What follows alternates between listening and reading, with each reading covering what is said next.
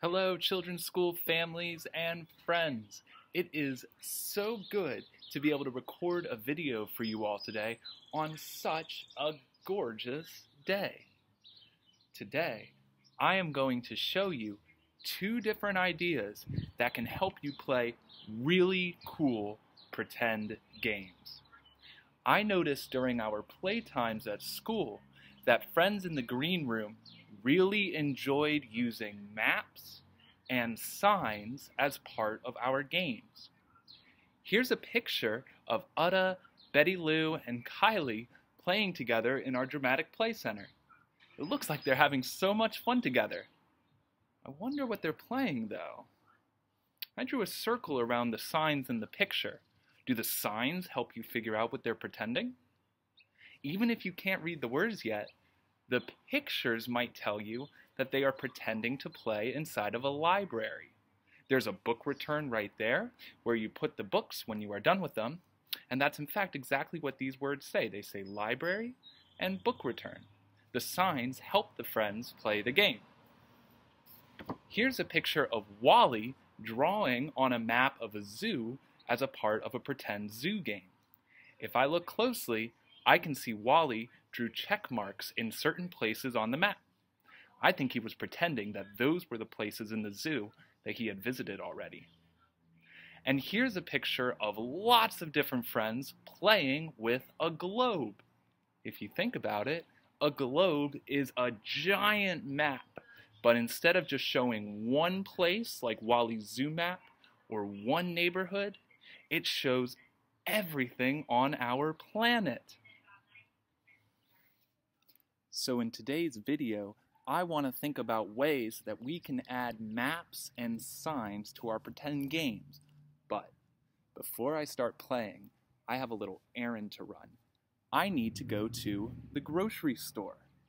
Now, to get to the grocery store, I drew a map to help me figure out the right way to go. Here's a map that I drew of my neighborhood. I added signs to the map to help me remember where I am in my neighborhood. So the first part of my map is my house, and that is where I am right now. Next, I'm going to walk down the street until I reach a stop sign. I drew a red octagon, just like a real stop sign, and the letter S, because stop starts with the letter S. After I go past the stop sign, I'm going to keep going until I reach a little park. And when I reach the park, I have to make sure I go down the right road. If I go up this road, I'm going the wrong way. But if I go down this road, I'm going down to this big letter A. And that's where the grocery store is. I drew a letter A because the grocery store that I go to has a big sign with the letter A on it. Would you like to come with me on my trip to the grocery store? I'm going to use the map to help me get there. Since I'm starting off at the house, I'm going to draw a check mark so that I know that I've been there, just like in Wally's zoo map. Ready? There we go. I drew a check mark, and now I know where I have already been. Come take a walk with me to the grocery store, and let's see if we see any of the other things that are on our map. To get to the grocery store, I am walking there. I wonder how you get to the grocery store. Do you walk or maybe ride a bike? Some people ride a car to the grocery store. But for me, I like to walk because it's close and I enjoy being outside.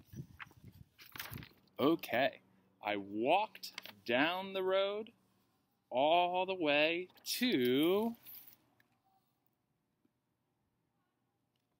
the stop sign.